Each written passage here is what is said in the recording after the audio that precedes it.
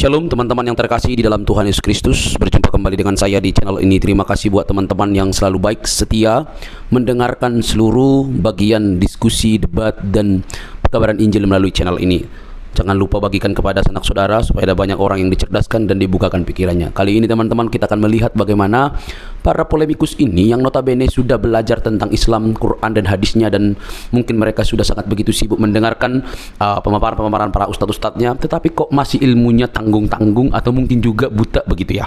Nah, ketika disampaikan fakta-fakta justru mengamuk, justru kepanasan, justru kesurupan, tidak mau terima fakta yang ada. Teman-teman jangan skip, yuk kita cerdaskan mereka. Semoga dengan berita Injil, perbedaan-perbedaan yang ada bukan untuk memperuncing, tetapi untuk membawa kepada keterang yang sejati. Ini dia videonya teman-teman.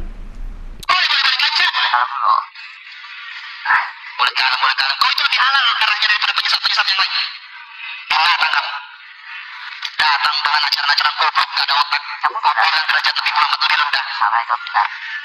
Nggak salah, semua banget saya ketika saya menghargai kalian binatang-binatang Yahudi, manusia-manusia goblok semuanya maunya disesatkan dengan ajaran-ajaran Yahudi. Sejak kapan agama mengajarkan Allah di on love, Allah di on love? Apa Allah di religion on love? Kau pikir? Oke, baik, cukup. Menariknya, ada teman sejawatnya yang mengatakan hal yang serupa. Kebutuhannya itu pengikut, ujungnya uang nanti. Ujung-ujungnya nanti acara-acara lubang pantat nanti. Orang-orang ini lah tipikalnya. Banyak dari zaman dulu, dari dalam diam dulu. Kau lapor kan kantor polisi sana. Kau so cantik. Itu so cantik kayak gitu. Adab kepada penyesat kayak kau tuh, adab kepada kau tuh tampar muka kau. Nah itu adabnya. Perlu adab. Gak usah. Oke, jadi kita simpulkan kedua makhluk ini bukanlah bagian daripada manusia tentunya. Itu satu. Nah, yang kedua, mereka berdua ini tidak mempunyai estetika dalam berdialog. Betul lah kata Bang Edis TV, dari buahnya lah kamu akan mengenal mereka. So, buah yang mana segar dan manis, atau buah yang busuk yang harus dibuang ke tempat sampah? Halo semua, belakangan ini muncul agama baru yang cukup heboh dan menjadi sorotan. Kenapa? Karena pendirinya, Mahdi Abdullah Hashim Aba Al-Sadiq, mengaku sebagai penerus Muhammad Nabi Islam, penerus Imam Al-Mahdi yang dipercaya Syiah, penerus Simon Petrus, penerus Yesus, dan bahkan mengaku sebagai paus yang sah. Sebenarnya agama ini sudah dibahas oleh beberapa apologet Kristen di Barat, tetapi tidak terlalu heboh. Paling hanya dipertanyakan apakah dia adalah antikristus. Tetapi di Indonesia, agama baru ini mendapatkan sambutan yang luar biasa dari Islam. Seperti yang tadi kita lihat, seorang anak muda yang saya tidak tahu nama aslinya, jadi saya sebut aja nama akun TikToknya, Lelesius. Sepertinya adalah pengikut agama baru yang disebut Ahmadi Religion of Peace and Light ini sudah langsung mendapatkan sertifikat halal darahnya. Nah, kenapa Islam begitu panas dengan adanya agama baru ini, sedangkan Kristen adem ayem saja? Yuk kita simak dulu beberapa cuplikan ini. Tolong MUI proses, anak ini udah bikin gaduh umat muslim. Apa yang salah dengan saya? Apakah saya mengangkat senjata ataukah saya mengkafirkan seseorang?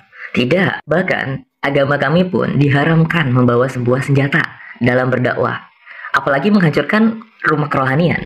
Lalu pernyataan kamu tentang kami yang membuat kegaduhan tidak dapat divalidasi, dan tentu kami terus akan membongkar setapak demi setapak, sasta demi sasta. Contohnya ini. Mengapa umat muslim baru mengetahui bahwasanya Ka'bah itu replika?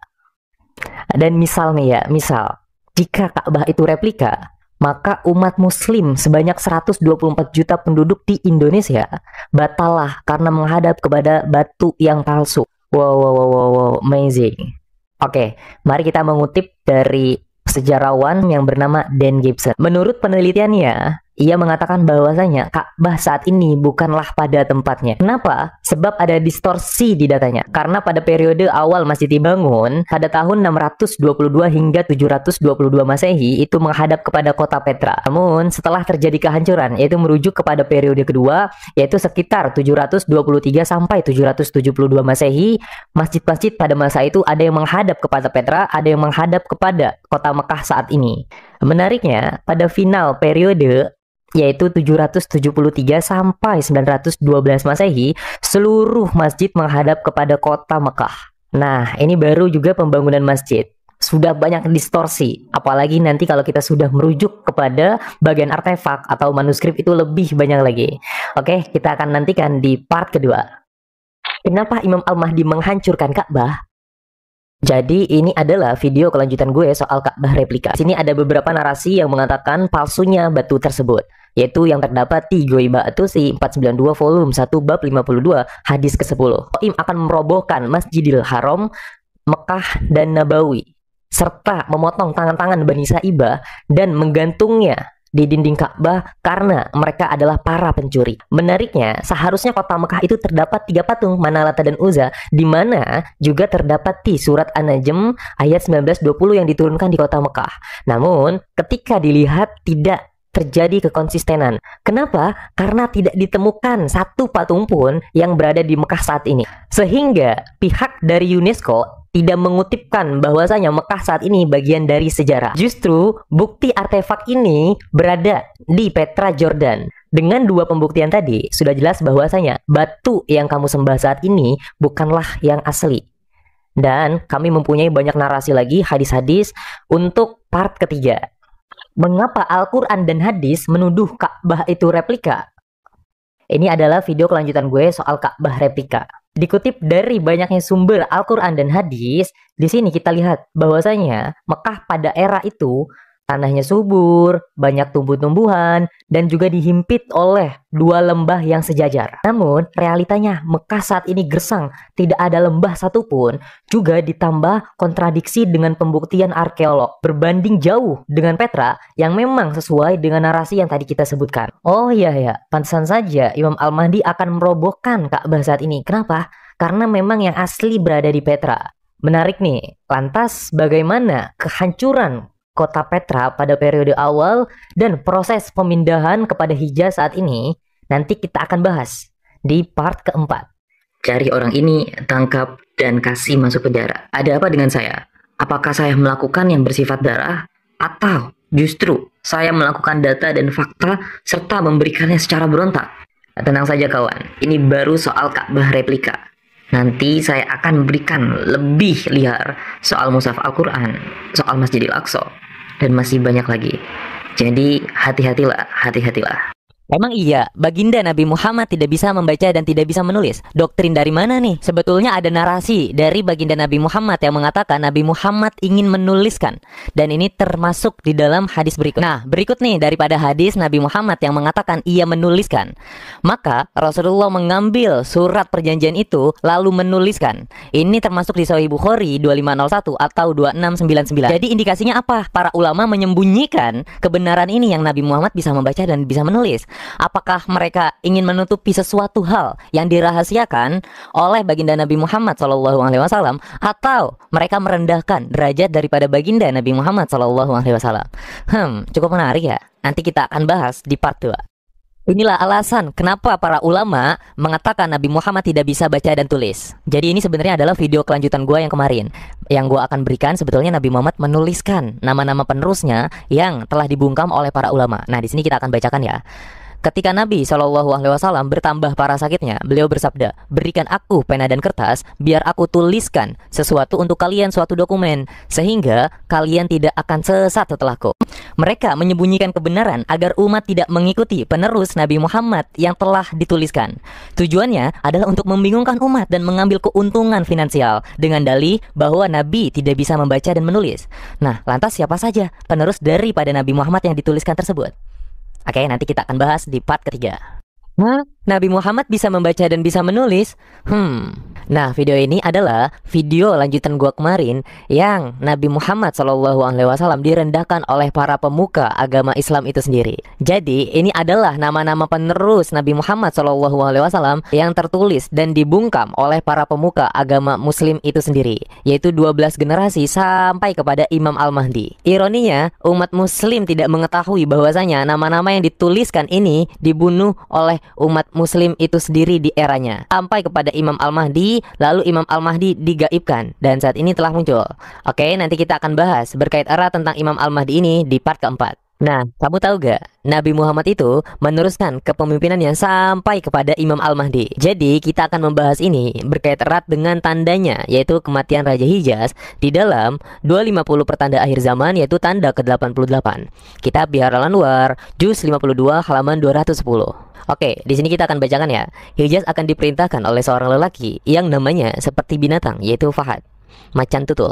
Jika kalian melihatnya, kalian akan melihat bahwa matanya juling daripada jauh. Dan jika kalian mendekatinya, kalian tidak akan melihatnya cacat sedikit pun di matanya atau normal. Seorang saudara yang bernama Abdullah akan mewarisi.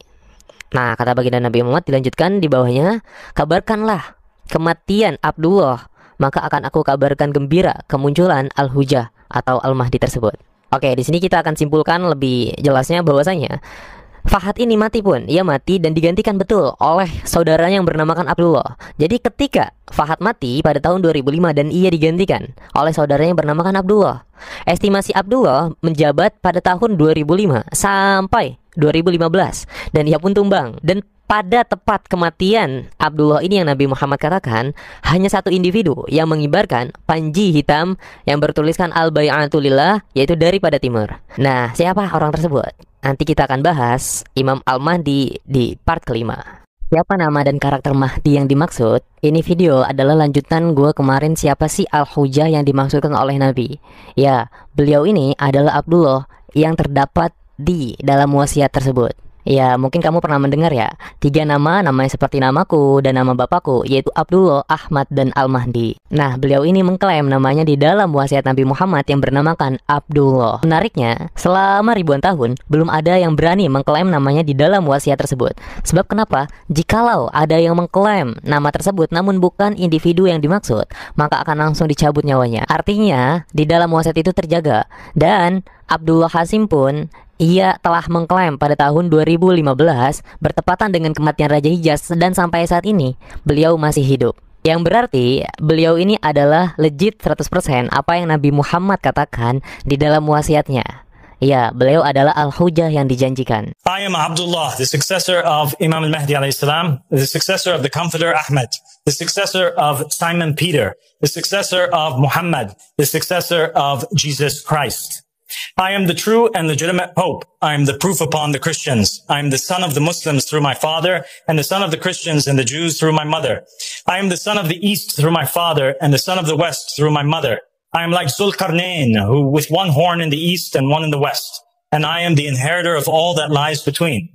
I am more knowledgeable than any false Pope, and I am appointed by name in the will of the prophets. My name is also on the tongue of Isaiah, who prophesied of the righteous servant, and he said, he will see his offspring and prolong his days, and the will of the Lord will prosper in his hand. Muslims, I am Abdullah, and I invite you to the obedience of the will of the Prophet Muhammad.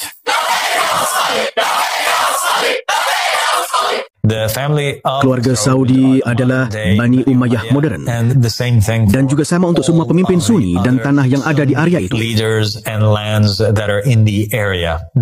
Ini bukan Islam.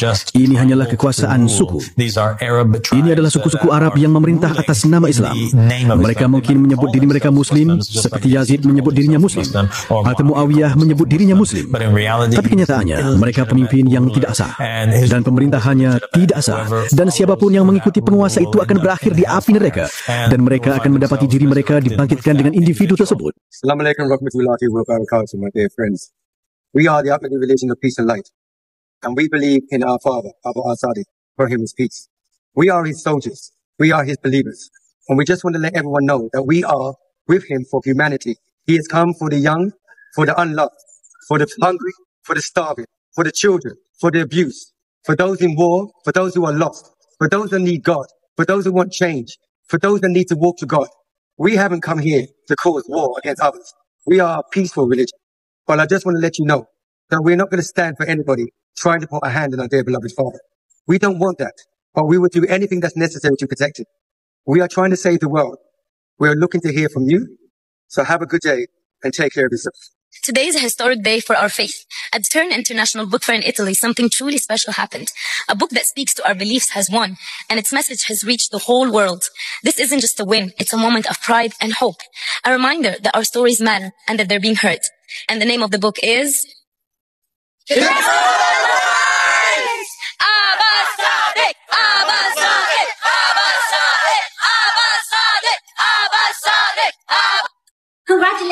winning the 2025 International Book Awards in Turin. Just like the Ahmed Bait said, if the truth is like a lion that protects itself. Congratulations, Abba Father! Did you know that the hijab is actually not obligatory? Let me explain. In the Quran, it doesn't even tell you to wear a hijab. It actually tells a woman to throw her khimar, her scarf, over her junub, which basically means to throw the scarf over their bosoms. The origin of the hijab amongst the Arabs started with Abdul Muttalib, who placed it as a sunnah upon his family rather than an obligation for the congregation of the believers. But it was never compulsory at all. The one who made it compulsory was Umar ibn Khattab. And Umar ibn Khattab got the idea from the Christians. And we know that the Christians got the idea of a head veil from Paul. And the Muslims know very well that Paul is a deceiver who distorted the teachings of Jesus Christ, peace be upon him. So should we take the teachings of a truthful prophet, or should we take the teachings of a false, deceiving, corrupt individual by the name of Paul? Welcome to the Divine Justice. Prophet Muhammad, peace be upon him, and his family said, "What is religion except for love? We prioritize mercy and welfare, regardless of religious beliefs. We spread our message peacefully, rejecting violence, coercion, or terrorism. We lead an intellectual, spiritual revolution by awakening people to truths about their deception. We called together the chosen people of God from around the world to support the call of Imam Mahdi. We work to establish justice and equality, as opposed to filled with injustice. Our central belief is that only God has the right to appoint a ruler. This principle rejects man-made laws or systems of rule. The Ahmadi religion of peace and light is the religion founded by the riser, Abu Sadiq Abdullah Hashim, from him is peace. It fulfills prophecies found in the scriptures and hadiths, saying this religion would appear in the end times. The Ahmadi religion of peace and light is a continuation of God's original message that the riser brings forth, whereby they fill the world with justice and equity, just as it was filled with injustice and tyranny. So aboard the Ark of Salvation. Ya, menarik ya timbul agama baru di era kita hidup sekarang ini. Kenapa agama Islam begitu panas dengan kemunculan agama baru ini, sedangkan Kristen adem ayem aja? Padahal Abdullah Hashim ini mengklaim diri sebagai penerus Muhammad dan penerus Yesus. Dia bahkan mengklaim diri sebagai paus yang sah. Oke, yang pertama, Islam mengklaim diri sebagai agama terakhir yang sempurna. Keberadaan agama baru ini berarti klaim Islam sebagai agama terakhir yang sempurna itu otomatis gugur. Seperti yang tadi kita lihat, agama baru ini sudah punya kitab suci baru. Berarti Al-Quran sudah usang dan tidak berguna lagi. Bagaimana dengan Kristen? Kristen sudah mengalami sejarah panjang melihat orang seperti Abdullah Hashim dengan agama barunya. Sudah banyak sekali orang yang mengaku sebagai penerus Yesus. Salah satunya adalah Muhammad. Jadi bagi Kristen, agama baru ini bukan sesuatu yang baru. Kristen tidak merasa terancam dengan adanya agama baru ini. Satu hal menarik yang bisa kita renungkan, Muslim tidak percaya Yesus adalah Tuhan dengan alasan Yesus tidak pernah mengklaim sebagai Tuhan. Mana Yesus berkata, "Akulah Tuhan, sembahlah aku." Tetapi sekarang ada Abdullah Hashim yang mengklaim sebagai Al-Mahdi, penerus yang dijanjikan Muhammad. Kenapa Muslim tidak mau percaya juga? Sukanya yang main klaim-klaim sendiri, begitu kan? Ya sudah, kalau maunya yang klaim sendiri begitu, percaya dong sama Abdullah Hashim. Kalau kamu tidak mau percaya, ada dua konsekuensi. Yang pertama, seharusnya kamu juga tidak percaya kepada Muhammad. Semua alasan yang kamu gunakan untuk menolak Abdullah Hashim, jika kamu gunakan kepada Muhammad, jadinya kamu akan menolak Muhammad juga. Karena Muhammad juga klaim sendiri, dia dapat wahyu. Tidak ada yang menjadi saksi Muhammad bertemu dengan Jibril, kan? Semua itu kan cuma pengakuan Muhammad sendiri. Kenapa kamu percaya? Nah, kalau kamu sudah sadar bahwa klaim sendiri itu tidak membuktikan apa-apa, seharusnya kamu berhenti bertanya, di mana Yesus mengklaim diri sebagai Tuhan? Yesus memang tidak pernah berkata, "Akulah Tuhan, sembahlah aku." Orang Kristen memang tahu Yesus adalah Tuhan, bukan karena dia ngaku-ngaku sendiri, tetapi karena banyak orang yang memberikan kesaksian bahwa Yesus adalah Tuhan. Dari orang-orang yang ada sebelum Yesus lahir, ketika Yesus di dunia, setelah Yesus bangkit dari kematian lalu naik ke surga, dan bahkan sampai hari ini. Banyak orang yang memberikan kesaksian berjumpa dengan Yesus. Yesus nggak perlu ngaku-ngaku, "Akulah Tuhan, sembahlah aku." Orang-orang seperti Muhammad dan Abdullah Hashim yang butuh ngaku-ngaku seperti itu. Oke, jelas ya? Sekian video kali ini. Tuan antri tapi Edis tidak pernah angkat. Kapan? Kamu naiknya kemana? Jangan ngomong gitu. Jangan ngomong gitu, Dis. Nggak boleh, udah. Kalau kita mau diskusi, ayo kita diskusi 5 menit, kita jelaskan, kita tunjukkan ajaran-ajaran. Betul? Boleh, silakan. Tema kita ini. Temanya apa? Muhammad seorang berdosa, nggak pantas diikutin. Oke. Lalu kamu balikkan Yesus orang berdosa tidak pantas diikuti. Yesus orang berdosa tidak pantas diikuti. Saya buktikan sebaliknya. Muhammad seorang berdosa nggak pantas diikuti. Oke, siap. Silakan Anda opening statement dulu, baru saya. Silakan, atau mau langsung, silakan, terserah. Pakai rule semua aja, karena pasti kamu akan kesulitan 5 menit ini. Baik. Ini teman-teman tidak ada janjian sebelumnya, tiba-tiba aja muncul Rashid ya. Oke, baik, kita mulai Fallback ya. dulu dong. Fallback dulu dong, biar gampang nanti, jangan sedih. Nggak bisa, karena akun saya itu sudah banyak sekali yang malsukan. Jadi saya buat ciri-ciri akun asli. Suaramu membalik ke sini. Oke, terus. Nggak usah lah kau besar-besarin suaramu. Kau macam ketakutan sekali sama saya, Rashid. Oke, sudah bisa saya bicara? Silahkan. Baik. Jadi teman-teman sekalian, dimanapun teman-teman sekalian berada ya, baru saja saya 3 menit nggak nyampe tadi saya diskusi, tiba-tiba si Rashid membuka siaran saya, tiba-tiba si Rashid nongol. Nah teman-teman, malam hari ini kita akan membuktikan bahwa Muhammad itu seorang berdosa, di mana seorang yang berdosa itu nggak pantas untuk dijadikan sebagai contoh, dijadikan sebagai seorang panutan, dijadikan seorang yang harus diikuti. Nah, justru di dalam Al-Quran, itu orang yang harus diikuti, yang harus dijadikan contoh panutan, itu bukan Muhammad. Tetapi heran saya dengan orang Islam malah menjadikan Muhammad sebagai panutan. Padahal jelas-jelas Muhammad itu seorang berdosa. Nah, apa-apa saja nanti buktinya bahwa Muhammad itu seorang berdosa. Bahkan bukan hanya sekedar berdosa, atau apa-apa saja nanti dosanya Muhammad, itu akan kita paparkan berdasarkan data-data yang akurat. Seperti itu.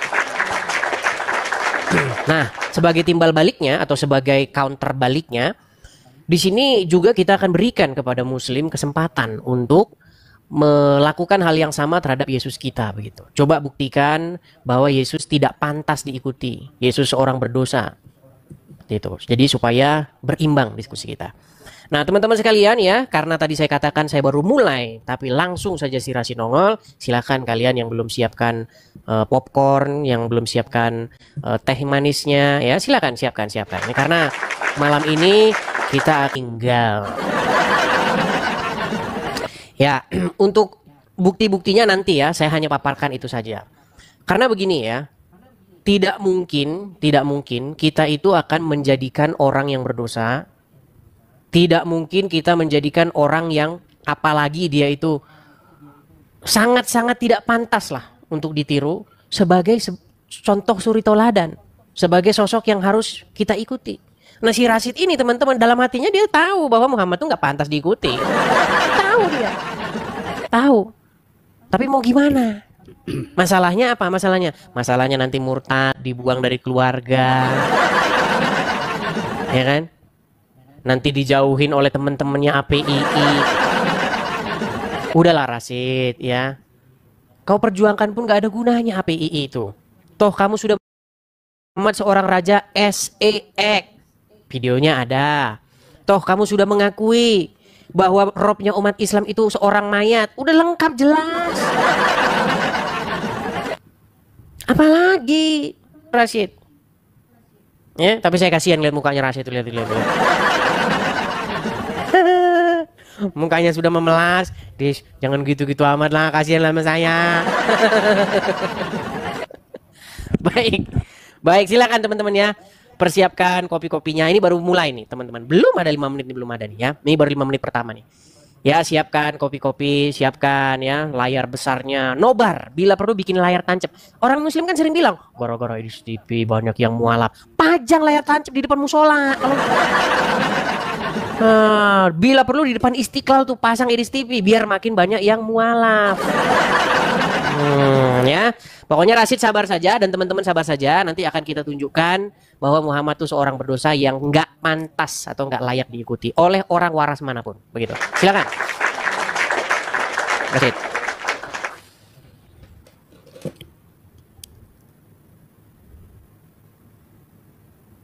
Silakan. Oke. Assalamualaikum warahmatullahi wabarakatuh, teman-teman semuanya. Malam ini luar biasa ya. Entah mukjizat apa yang membuatnya berani tiba-tiba mau menerima saya, tapi tidak apa-apa. Semoga kita lihat tidak ada yang namanya kabur di sini. Apapun narasinya untuk membela agama masing-masing atau dengan cara membela agama, semoga tidak ada yang namanya kabur. Oke, semoga tidak ada yang namanya kabur. Oke.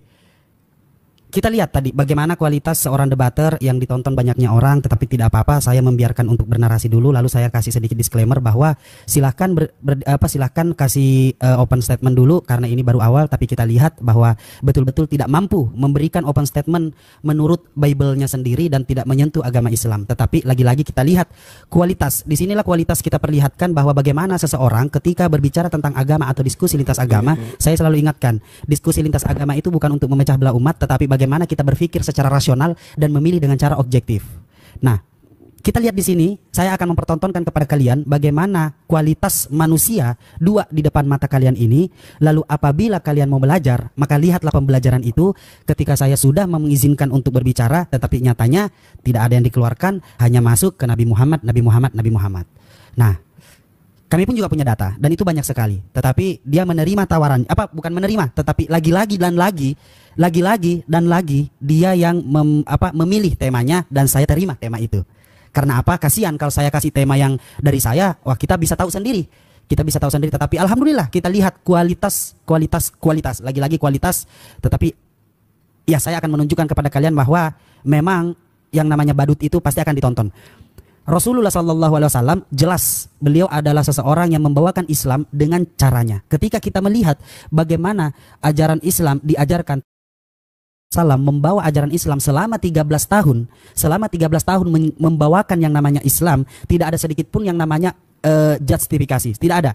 Selama 13 tahun ajakan-ajakan bahkan sampai surah Ar-Rahman diturunkan, fabi ayyi alahi rabbihuma tukadziban, diturunkan kepada Rasulullah SAW, tetapi tetap saja kapan ada yang namanya kafir itu diucapkan oleh Rasulullah SAW pada saat orang-orang kafir pada saat itu meminta kepada Rasulullah, bagaimana kalau hari ini kami menyembah Tuhanmu, besok kamu menyembah Tuhan kami wahai Muhammad. Lalu Rasulullah mengatakan nanti dulu. Karena apa? Karena saya harus melihat, saya harus menunggu wahyu, yaitu segala sesuatu yang diputuskan oleh Rasulullah SAW itu menunggu wahyu dari Allah Subhanahu Wa Taala. Tetapi ingat, Rasulullah kenapa melakukan kesalahan tetapi tidak termasuk dosa? Karena apa? Karena Rasulullah ditunjukkan langsung kepada umat manusia bahwa Rasulullah adalah manusia biasa. Agar apa? Agar tidak ada makhluk-makhluk longsor otaknya yang menuhankan manusia. Walaupun sebenarnya tadi Edis bilang juga sebenarnya Rashid ini begini-gini, saya balikan. Sebenarnya Edis tahu dan luar biasa Edis ini melihat bahwa fenomena di mana ada manusia menuhankan manusia agar bisa ditonton banyak orang, bikin sesuatu yang baru. Yaitu apa? Yaitu di mana dia memaksakan bahwa tenang aja wahai Kristen-Kristen yang gak punya otak, jangan malu kalian menuhankan manusia, karena Islam juga sebenarnya menuhankan manusia, karena cuma bla bla bla bla bla. Dengan banyak dengan banyaknya retorika, banyaknya bahasa-bahasa yang dibuat. Yaitu bahasa yang dibuat adalah, betulkah kamu menerobkan Nabi Muhammad? Tetapi saya tidak pernah mendengarkan sedikit pun ketika saya ajak Edis, coba tanya saya pakai bahasa Indonesia full. Tidak pernah. Karena apa? Karena dipaksa. Betulkah kamu menerobkan Nabi Muhammad? Tentang Nabi Muhammad Raja X, tentang Nabi Muhammad itu sudah gugur. Karena apa? Karena sudah ada yang namanya raja di atas segala raja. Yaitu bahkan Yesus sudah mengalahkan yang namanya kakek moyangnya Salomo, yang memiliki istri 700, gundik 300. Yesus raja di atas segala raja. Terima kasih. Silakan.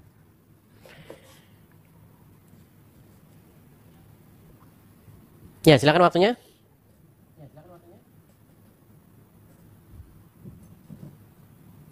Baik. Iya, saya akan menanggapi beberapa perkataan si Rashid tadi ya, yang mengatakan Muhammad katanya tidak berdosa, Muhammad katanya kalau diajak menyembah Tuhannya orang lain nggak mau. Padahal semua yang dikatakan dia ini bohong. Ya, kita akan lihat nih ya.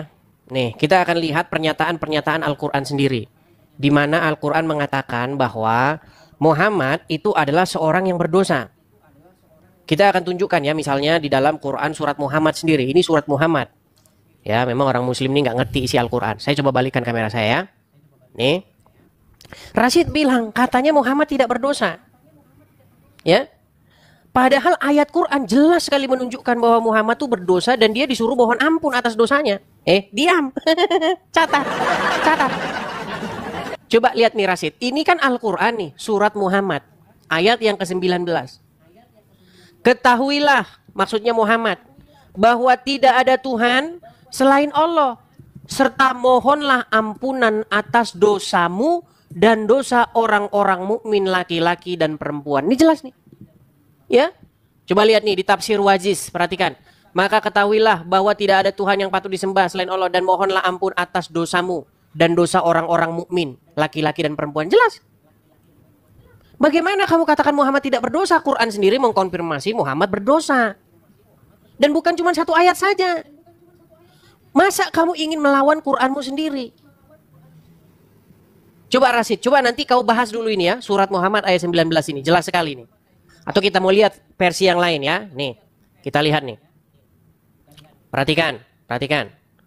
Kita lihat tafsir-tafsirnya ya, karena mereka ini kan katanya harus kita melihat tafsir begitu ya. Nih, kita lihat tafsir Al-Muqtasar nih. Markas tafsir Riyad dan seterusnya dan seterusnya.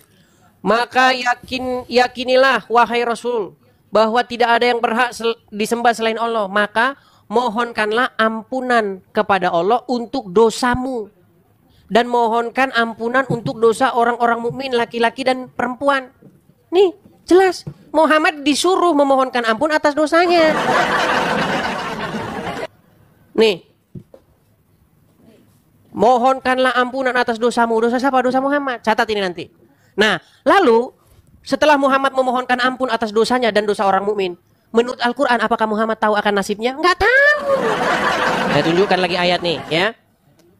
Muhammad itu tidak tahu akan nasibnya sendiri setelah dia memohonkan ampun. Nih, saya tunjukkan ayatnya.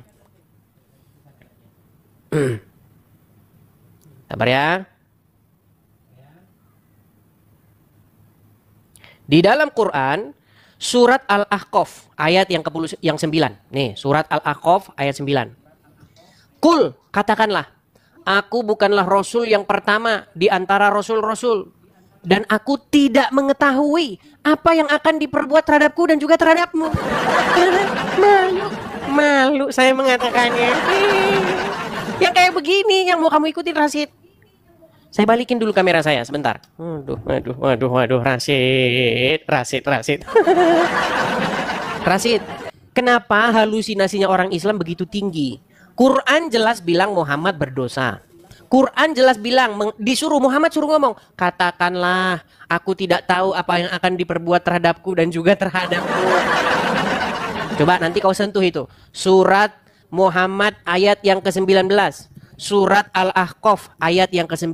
Makanya kesimpulannya Muhammad seorang berdosa yang tidak pantas diikuti. Silakan. Yang sederhana-sederhana, jangan usah berat-berat. Ya, silakan. Makasih ya, makasih teman-teman yang memberikan support dan gift-nya. Terima kasih. Silakan.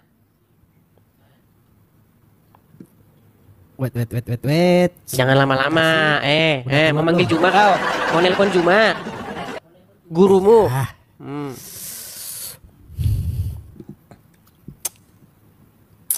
Stres dia, udah bingung dia. Bingung dia gimana gue jawabnya ini. Dia terdiam. Jawabannya simpel, langsung saya ini. Di dalam Al-Quran Karim yang tadi dikatakan bahwa Rasulullah SAW membuktikan bahwa beliau adalah manusia biasa yang mungkin pernah melakukan hal-hal yang tidak disengaja, baik disengaja. Lalu Allah Subhanahu Wa Taala berfirman untuk mengampunkan dosanya. Tetapi bagaimana Allah Subhanahu Wa Taala berfirman lagi kepada Rasulullah SAW di surah Al-Fat, ya, dibaca. Di surah Al-Fat, yaitu apa? Di surah Al-Fat, sungguh kami telah memberikan kepadamu kemenangan yang nyata agar Allah memberikan ampunan kepadamu Muhammad atas dosamu yang lalu dan yang akan datang serta penyempurnaan nikmatnya atasmu dan menunjukimu ke jalan yang lurus. Tepuk tangan buat Tuhan. Seperti diakui mau berdosa. Siap. Tidak masalah, Bung. Nabi Muhammad adalah manusia biasa. Tetapi ingat, sesuatu yang kamu bawakan yang tidak mampu. Sesuatu yang tidak mampu kamu bawakan itu, yaitu apa?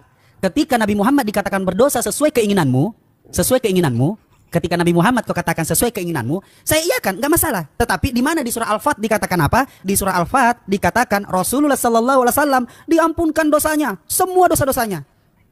Baca, silakan baca. Baca datanya dong.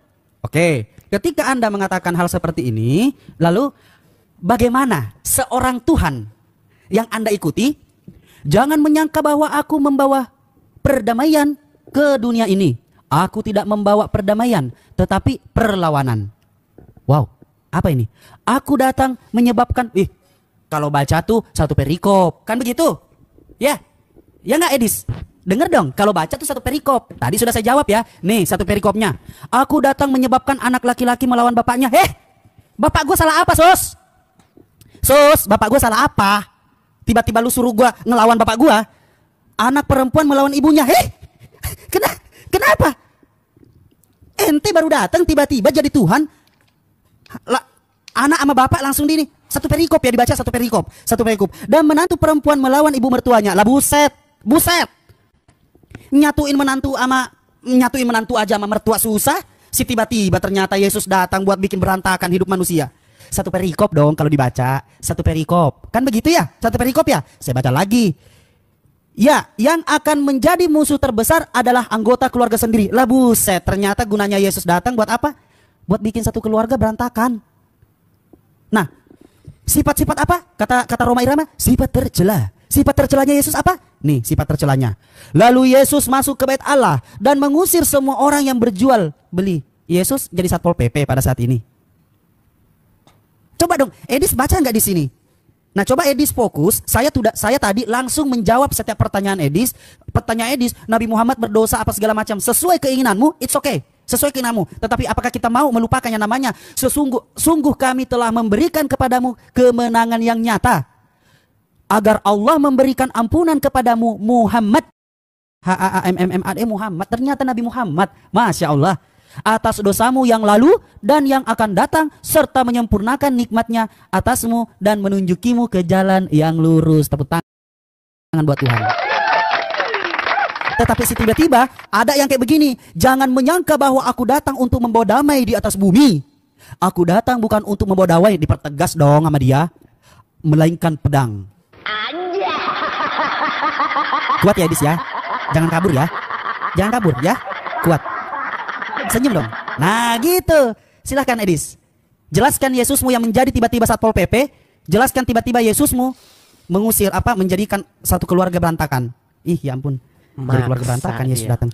Lanjut. Maksa dia. Baiklah. Mana waktunya? Baik.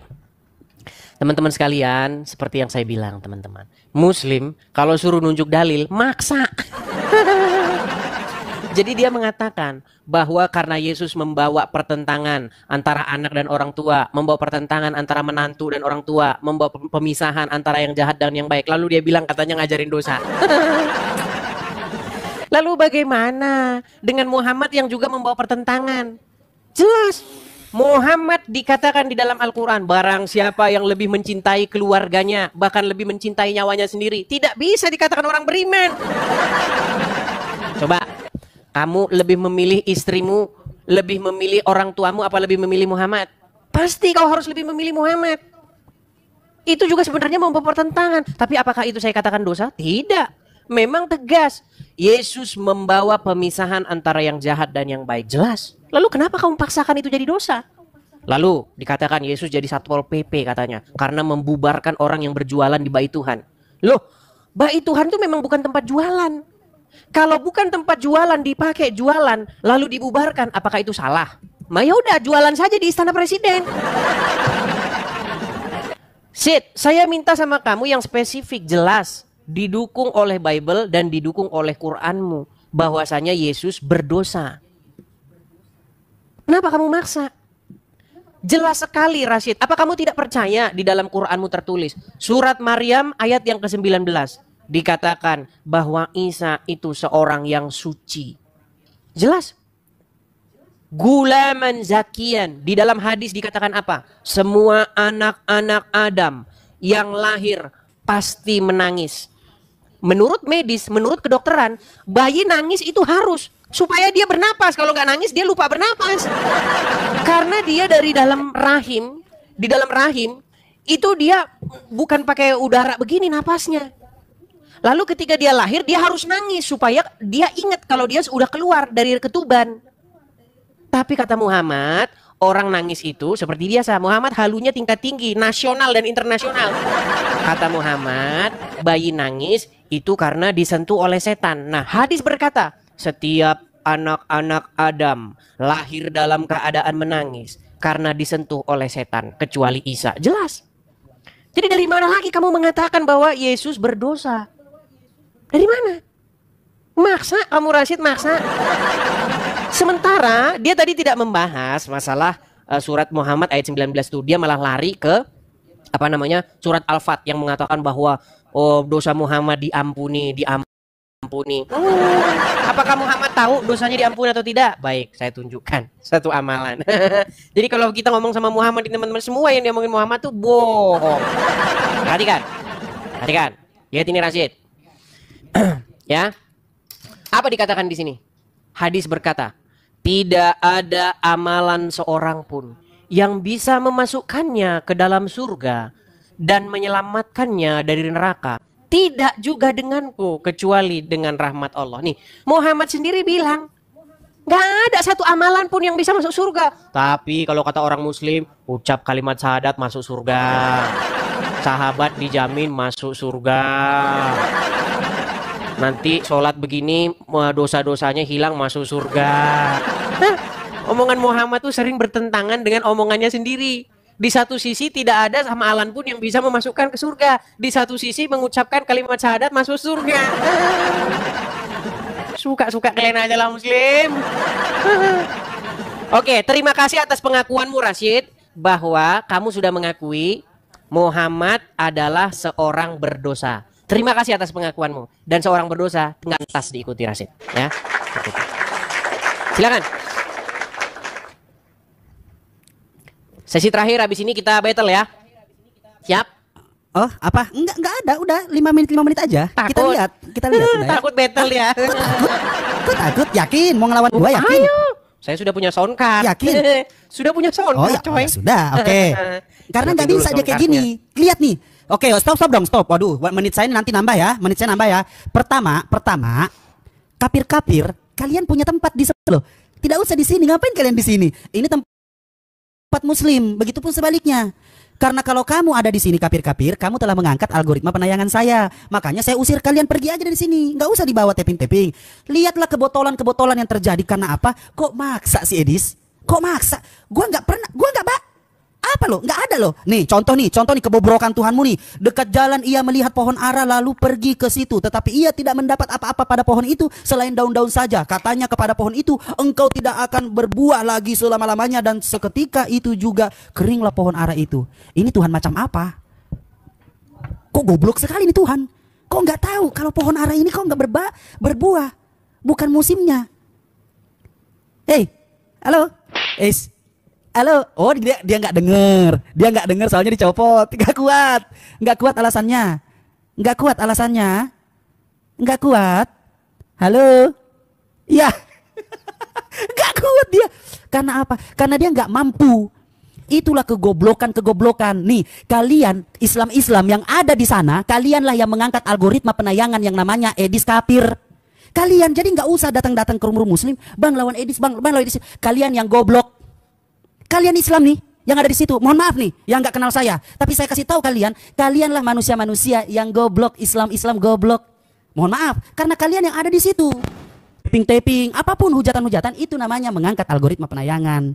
Coba lihat, mana waktu 5 menit tidak mampu, hanya bisa mencelah Nabi Muhammad SAW, hanya bisa mengatakan Nabi Muhammad begini, Nabi Muhammad. Tidak ada satupun dia menjelaskan tentang kitabnya. Dia katakan saya maksa. Padahal saya tidak bisa, saya tidak pernah mengatakan yang namanya di luar pemahaman atau bacaan-bacaan dari Bible. Yesus datang, jangan kamu menyangka bahwa aku datang untuk membawa damai di atas bumi. Aku datang bukan untuk membawa damai, melainkan membawa pedang. Siapa yang maksa, adek? Ya. Coba bayangkan, maunya battle karena apa? Karena nggak ada otak gitu loh, nggak ada otak. Maunya battle. Karena apa? Karena dia tidak mampu memanfaatkan yang namanya waktu. 5 menit berbicara dengan baik dan benar, sama seperti dialektika yang lain. Makanya saya ajak, Edis kamu 5 menit, saya 5 menit. Jelaskan tentang Tuhanmu. Gitu loh. Ya, jelaskan tentang Tuhanmu. Kenapa harus battle? Kenapa harus adu congor? Kenapa? Karena tidak mampu menunjukkan bahwa kamu tuh orang goblok. Nggak bisa bernarasi, nggak tahu caranya sama seperti Ar-Rasyid gitu loh.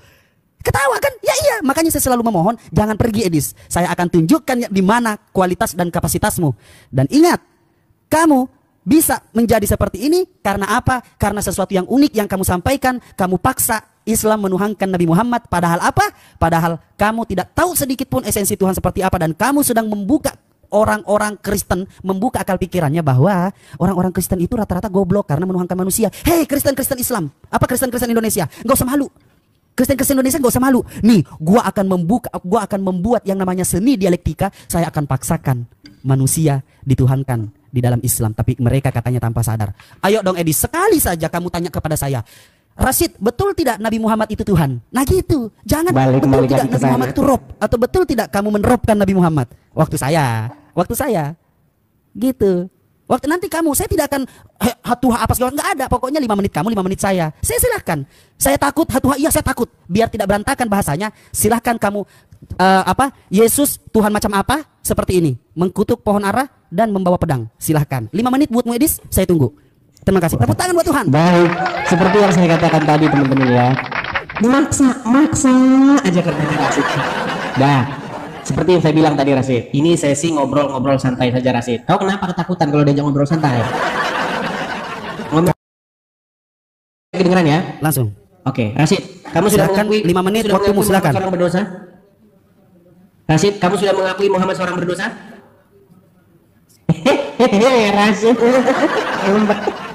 Rashid, apakah kamu sudah mengakui Muhammad seorang berdosa?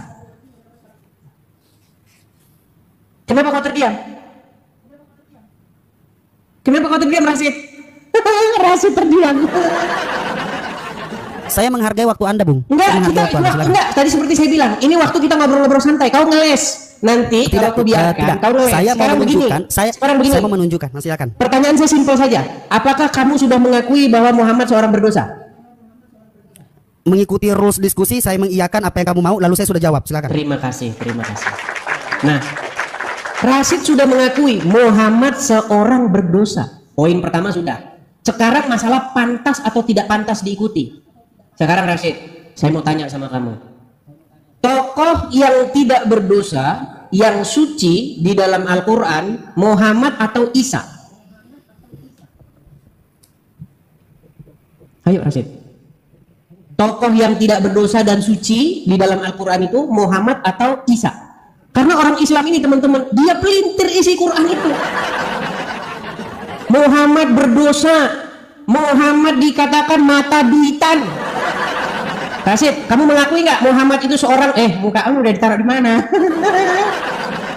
Dia sudah malu, saudara-saudara. Ayo Rashid, coba kamu mengakui Muhammad seorang mata duitan di dalam Al-Quran, di mana dia kalau ada seorang buta yang tidak punya apa-apa, maka dia memalingkan wajahnya. Mukanya sepet alias asam. Betul tidak? Muhammad berwajah masam terhadap seorang buta. Tetapi jikalau pembesar-pembesar Quraisy yang datang kepada Muhammad, Muhammad langsung sigap. Itu kan ada ayat di dalam Quran, tercatat di dalam surat Abasa. Sekarang saya minta sama kamu Rashid, bagaimana mungkin kamu mengikuti orang seperti itu? Sudah jelas-jelas dia dikatakan seorang berdosa, jelas-jelas dia dikatakan mata duitan, jelas-jelas dia dikatakan, bahkan ya istrinya saja minta nafkah sama Muhammad, minta nafkah berlebih. Akhirnya sampai mertuanya datang mencekik leher istrinya Muhammad. Yang kayak gimana yang mau kamu ikuti dari Muhammad, wahai Rashid? Sementara jelas di dalam Al-Quran bahwasanya Isa itu adalah sosok yang suci. Di dalam Quran surat Maryam ayat yang ke-19, surat 19 ayat 19, dikatakan kepada Maryam, innama ana rasulun li ahaba laki gulaman zakiyya, seorang yang suci. Di dalam hadis dikatakan bahwasanya setiap orang yang lahir di muka bumi ini pastilah menangis. Karena apa? Karena disentuh oleh syaitan, kecuali Isa. Muhammad mengkonfirmasi bahwa Isa tidak tersentuh setan, sementara Muhammad, bahkan kata Aisyah, setan yang mengikuti Muhammad ditemani oleh setan alias jin koring. Dan berkali-kali setan itu menggoda Muhammad untuk melakukan kejahatan. Ya, jelas ayat-ayatnya. Setiap manusia didampingi setan, termasuk Muhammad. Ayo Rasid, coba kamu fokus. Kalau kamu nanti lari-lari dari situ, lari-lari dari pertanyaan itu, saya akan datang ke roomnya abangmu si Juma. Karena dia janji kemarin, dia sudah saya datangi kemarin. Datang saya ke channelnya Juma kemarin, diturunin. Seperti saya bilang. Saya baru ngomong, halo. Atap-atap rumah masjid-masjid rontok di rumahnya Zulkifli. Alias Juma, alias Nur Alim, abangmu si Duta, masker. Silakan.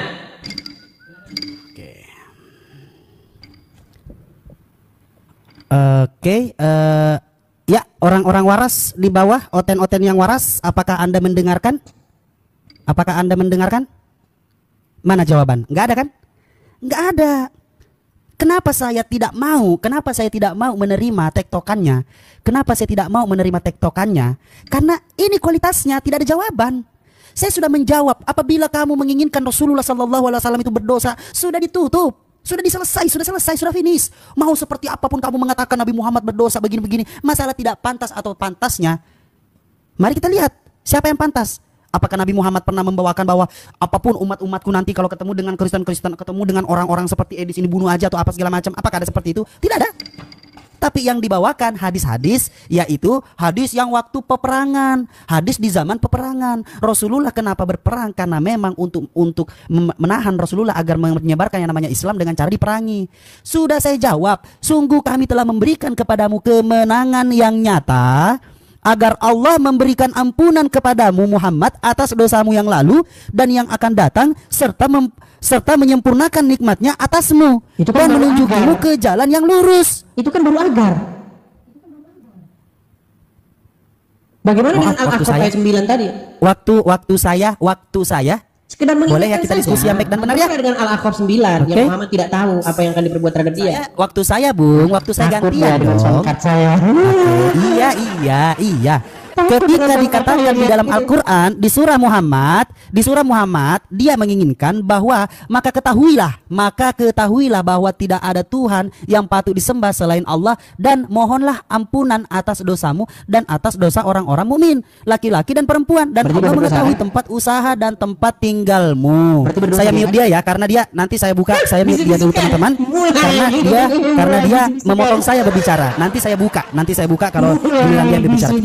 Kita fair di sini diskusi. Kita tunjukkan keislaman kita tunjukkan sekafir dan sekufur apa orang ini. Nah, kalau dia menginginkan itu, memang manusia tidak boleh pede dengan dirinya. Manusia nggak boleh pede dengan dirinya, dan apapun itu harus selalu merasa kekurangan, jangan pede. Makanya diminta selalu memohon ampun, selalu bertobat. Siapapun, Allah memerintahkan itu. Nah, lalu bagaimana jawabannya? Jawabannya ada di mana? Seperti apa Nabi Muhammad SAW? Seperti ini di mata Allah Subhanahu Wa Taala. Sungguh kami telah memberikan kepadamu kemenangan yang nyata, agar Allah memberikan ampunan kepadamu Muhammad atas dosamu yang lalu dan yang akan datang. Selesai, sudah terjawab. Intinya Nabi Muhammad SAW sudah diampuni dosanya yang lalu dan yang akan datang. Di surah Al-Kahf. Kalau masih mau maksa, saya sudah menjawab. Pertanyaan saya, Tuhanmu yang absurd ini, tolong jelaskan. Dia bawa pedang. Baca satu perikop. Oke, saya baca satu perikop. Sebab perikopnya apa? Ternyata perikopnya, aku datang menyebabkan anak laki-laki melawan bapaknya. Wait, salah bapak gua apa tiba-tiba gua diperintah? Salah bapak gua apa tiba-tiba diperintah untuk memerangi? Agama busuk apa ini? Apakah patut saya ikuti? Manusia datang tiba-tiba memerintahkan, tiba-tiba disuruh lawan ini, lawan itu, lawan ibu, lawan bapak, lawan si tiba-tiba datang manusia egois, saudara-saudara. Apa ini? Orang yang mengisihi bapaknya atau ibunya lebih daripadaku tidak patut menjadi pengikutku. Anjir. Tuhan macam apa ini? Hah? Tuhan macam apa ini?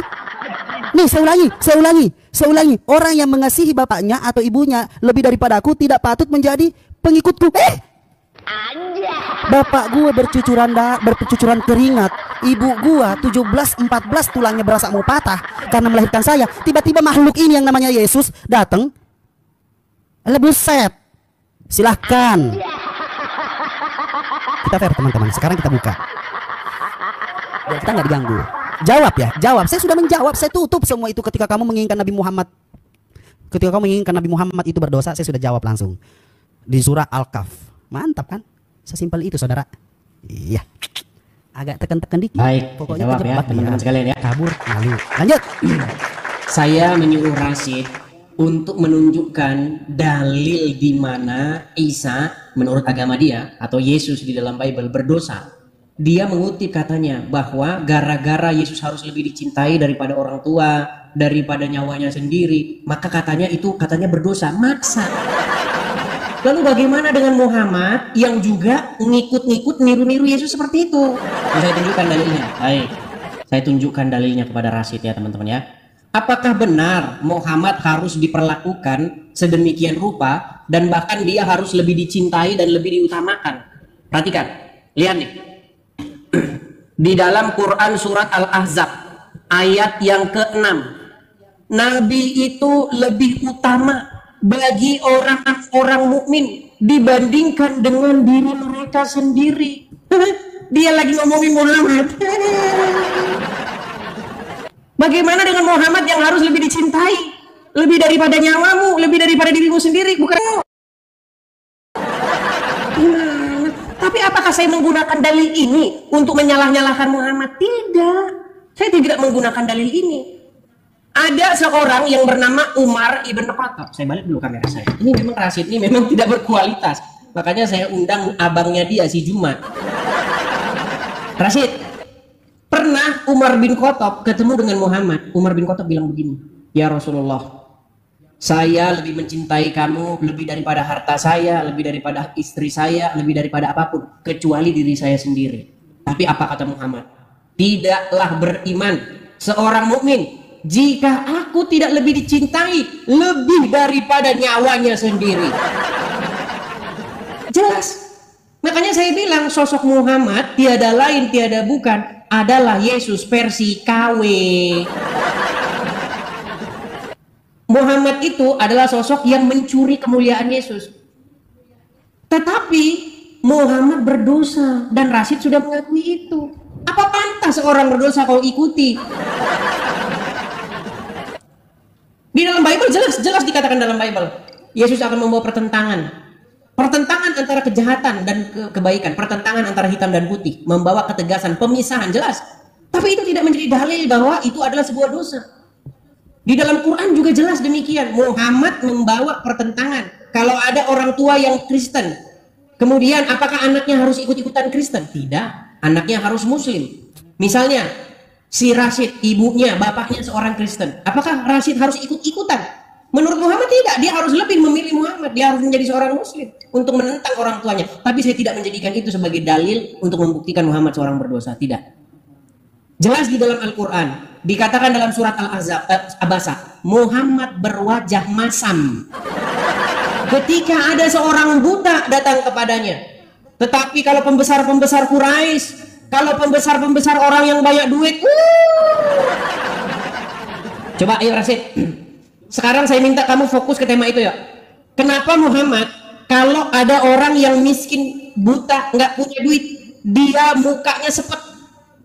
Tapi kalau ada pembesar Quraisy banyak duitnya, Muhammad sigap. Bahkan di dalam Al-Quran jelas, barang siapa yang mau mengadakan pembicaraan dengan Rasul harus keluar. Ada ayat di dalam Quran, setiap orang yang mau konsultasi dengan Muhammad wajib money. Bagaimana mungkin Rashid orang seperti itu Anda ikuti? Bertobat kau Rashid, bertobat. Ayo silakan fokus ke situ, jangan telan kemana-mana. Oke, kita mute dia dulu, habis itu baru kita lanjut. Kenapa kau bisu-bisukan saya Rashid? Kenapa kau bisu-bisukan? Biar saya tidak keganggu. Kenapa harus keganggu? Saya mengingatkan kamu. Saya seperti saya. Saya akan mengingatkan kamu kalau kamu keluar melenceng, silakan. Oke. Saya akan diam kalau kamu tidak melenceng, silakan. Oke, teman-teman, dia membawa, kita langsung jawab. Nabi itu lebih utama bagi orang-orang mukmin dibandingkan diri mereka sendiri, dan istri-istrinya adalah ibu-ibu mereka. Orang-orang yang mempunyai hubungan darah satu sama lain lebih berhak mewarisi di dalam kitab Allah daripada orang-orang mukmin dan orang-orang muhajirin, kecuali kalau kamu hendak berbuat baik kepada saudara-saudaramu seagama demikianlah telah tertulis dalam kitab. Begini nih, kalau orang yang nggak ngerti kitabnya tiba-tiba mau maksa. Jadi gini deh Hedi, apa ya? Ini gua ada kaca nih segede, buset segede dinding nih, sampai plafon, sampai lantai. Lu kirim deh alamat lu, gua kirim ini kaca. Siapa sih sebenarnya yang maksa? Baca yang utuh gitu loh, baca yang utuh, pahami gitu. Jadi biar lu nggak nyungsep, biar lu nggak nyungsep. Baca yang utuh biar lu nggak nyungsep. Ketika dikatakan bahwa di sini dikatakan kecuali, di sini dikatakan kecuali orang-orang mukmin dan orang-orang muhajirin, kecuali kalau kamu kehendak berbuat baik kepada saudara-saudaramu seagama, demikianlah telah tertulis dalam kitab Allah. Nih, lihat nih modelannya nih ya. Nih teman-teman muslim, lihat nih. Kalau manusia yang betul-betul, saya akan menunjukkan kualitas dan kapasitasnya. Rashid mengambil ayat-ayat tentang Yesus. Bukan membawa damai, melainkan membawa pedang. Terus orang-orang yang lebih menyayangi ibu bapaknya tidak akan diterima olehku. Mana di sini dikatakan Nabi Muhammad mengatakan itu? Tidak ada. Jangan maksa. Nabi Muhammad tidak pernah mengatakan itu.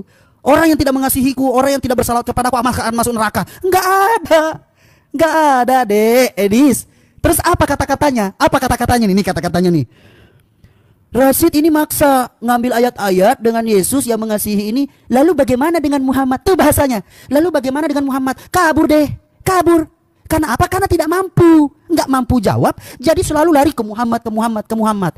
Demi Allah, demi Rasulullah saya katakan. Edis membawakan Bible selama seminggu. Tidak pernah membahas Islam. Tidak pernah membahas Islam. Tidak pernah membahas Nabi Muhammad. Anjlok. Kelihatan gobloknya. Pasti. Nyambung. Pasti. Saya bersujud di depan, saya bersujud dan mencium kakimu kalau kamu mampu melakukan itu. Hilangkan Nabi Muhammad, hilangkan Islam dari bibirmu, lalu kau katakan, Bible saya akan sampaikan selama seminggu ke depan, kamu sampaikan mulai dari Kejadian sampai Wahyu. Tidak akan pernah mampu. Kalau kamu mampu, saya bersujud mencium kakimu. Rashid mengatakan itu.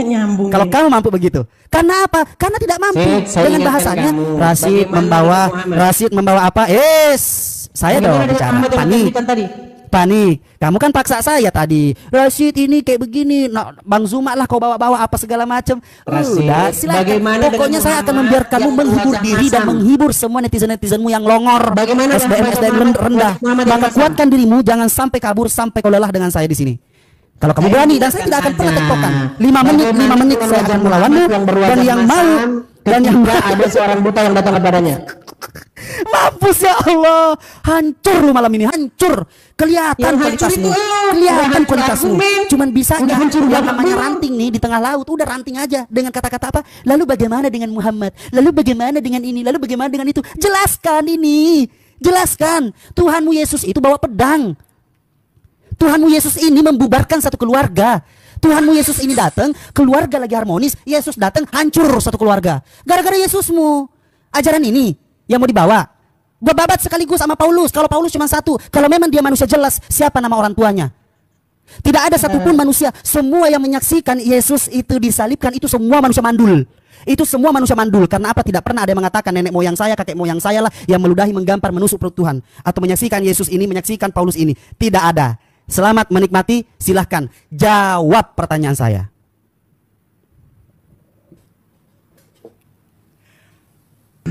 Baik teman-teman sekalian ya, saya kira si Rashid ini dia menyenggol mengenai Muhammad yang mata duitan, ternyata lari ngelantur kemana-mana.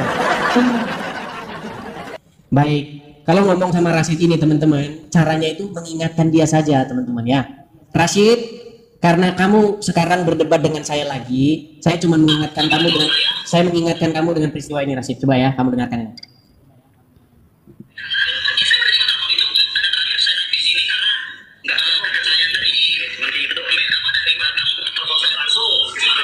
Coba ya Rashid ya. Kamu ini kan sudah dimarahin sama Juma nih.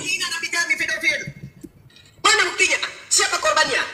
Ngerti nggak pedofil? Ini. Rashid, kau kan sudah dimarahin sama Juma. Kau jangan berdebat dengan Edis TV itu. Kau masih ingat itu, Rashid? Rashid, kau masih ingat itu nggak? Kau dimarahin. Teman-teman, saya hanya sekedar mengingatkan ya, karena nampaknya Rashid ini juga kalau kita teruskan itu nggak ada fungsi dan nggak ada kegunaannya. Gini, teman-teman, saya hanya bernostalgia saja. Ya, Rashidnya caranya diingatkan saja dengan nostalgia yang ada pada dirinya.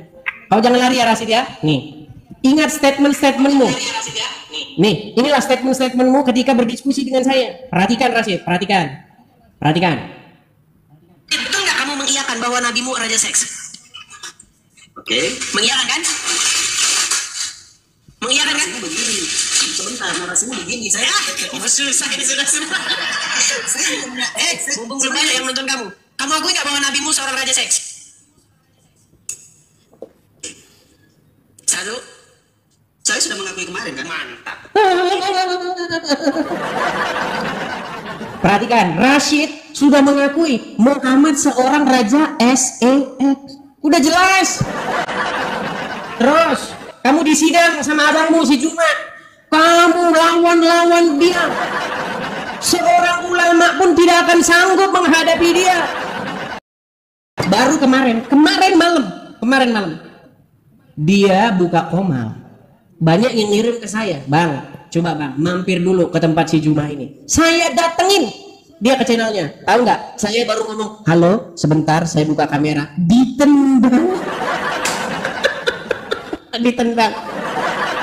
Yang kayak begitu. Baru dengar suara halo saja dia udah keringet dingin. Teman-teman sekalian, kita nggak usah munafik lah. Rekam jejak sudah berkata. Perhatikan, apa yang dikatakan si Juma terhadap Rashid? Jelas bahwa Rashid sudah dilarang diskusi dengan saya. Kamu tidak akan mampu, kamu akan jadi bulan-bulanannya.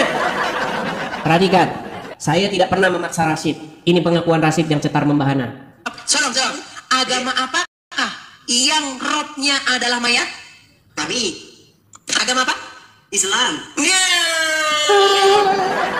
Coba, saya mau ngomong sama dia. Rashid, kamu mengakui nggak bahwa kamu mengaku di hadapan saya bahwa agama yang robnya adalah mayat adalah agama Islam?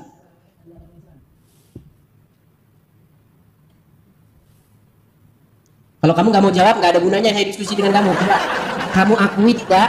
Jangan cari alasan buat kamu dong. Ayo, mau 40. Ya. Malu. Kan siapa kamu sebenarnya? Rashid, Kan? Ya. Rashid, Jawab pertanyaan saya. Ini kamu jawab. Kalau nggak kita selesai. Nggak ada waktu gunanya. saya jawab semua. Silakan. Di waktu saya jawab semua. Kamu mengakui bahwa kamu berkata bahwa robnya agama Islam adalah mayat? Tidak ada jawaban. Baik, selesai. Terima kasih Rashid. Saya udah ada janjian sama abang. Kabur. Nggak mampu berdiskusi. Kabur.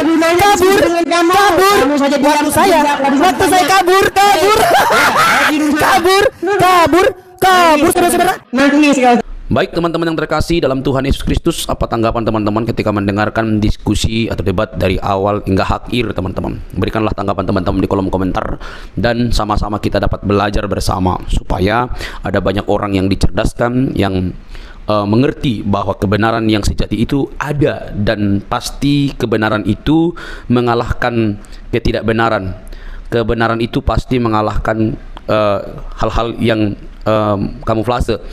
Terang itu pasti mengalahkan kegelapan. Kegelapan tidak mungkin bisa mengalahkan terang. Tentu terang di dalam Yesus Kristus. Teman-teman terkasih, kita harus bangga. Ya, kita harus bangga bahwa para polemikus Islam mesti belajar Quran, kitab sucinya, dan mendengarkan para pendahulunya. Bahkan kalau kita boleh jujur, mereka harus mengikuti sang baginda sebagai tauladan yang harus diikuti. Semua kehidupan sang baginda mesti diikuti mereka, seharusnya begitu.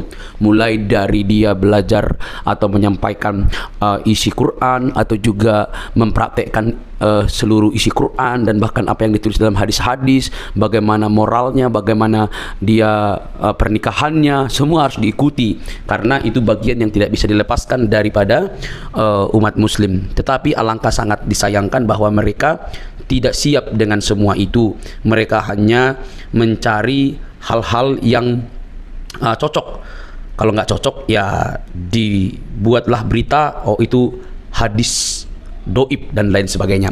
Nah, notabene teman-teman, ketika sang apologetik Kristen yang menurut pengakuannya itu dia sudah 13 tahun mempelajari Quran, ya saya itu luar biasa. Kalau 13 tahun berarti kita bayangkan itu hampir tamatlah dia SMP belajar Quran, membaca, dan mungkin kalau itu benar berarti dia lebih tajam dan lebih intens membaca Quran begitu ya. Tapi itu kan pengakuannya. Tapi boleh teman-teman pertimbangkan melalui apa yang ia sampaikan ketika berdebat atau berdiskusi dengan para polemikus, para ustadz, bahkan dia dengan berani terang-terangan mengundang Ustadz Abdul Somad, Ustadz Adi Hidayat, dan ustadz-ustadz lain untuk masuk berdebat dengan dia. Ya, itu dirinya, artinya dia sudah memiliki persiapan yang sangat begitu matang, baik berupa pertanyaan-pertanyaan yang mesti ditanya kepada ustadz-ustadz yang notabene itu di Indonesia sangat digemari oleh banyak orang. Bahkan ustadz sekelas Juma aja minggir, ya kan? Nah, teman-teman, saat berbicara tentang Alkitab, mereka ini kan sangat begitu bebas. Tetapi saat berbicara tentang Al-Quran, mereka itu pasti kepanasan. Saat berbicara Alkitab atau kekristenan, maka itu disebut dakwah bagi mereka. Tetapi saat berbicara tentang Islam atau Quran dan hadis, maka itu penistaan bagi orang Kristen. Miris memang teman-teman. Nah, tapi kita tidak fokus di situ. Kita masuk kepada poin bahwa apa yang ditanya oleh apologetik ini hanya bisa dijawab dengan kemarahan oleh para polemikus, hanya bisa berputar, hanya bisa memunculkan urat lehernya sebesar mungkin, tanda mereka tidak siap menjawab apapun yang dipertanyakan oleh apologetik ini. Harusnya mereka kan memiliki waktu untuk menjawabnya dengan baik supaya bisa menerangkan seperti ini loh yang benar. Apa yang kamu argumentasikan itu salah, ini yang benar, ini yang tepat. Mestinya kan seperti itu. Tetapi yang kita dapatkan justru berbeda, saudara-saudara. Itu sulit sekali, sulit banget. Karena apa? Karena ketika ditanya mereka nggak ngerti, maka yang terjadi adalah urat lehernya membengkak, tanda kemarahan, nafasnya terenggah-enggah begitu ya. Nah, teman-teman yang terkasih dalam Tuhan Yesus Kristus, dari sini kita bisa melihat dengan terang bahwa mereka tidak siap sama sekali, mereka tidak tahu, bahkan mungkin juga mereka perlu belajar.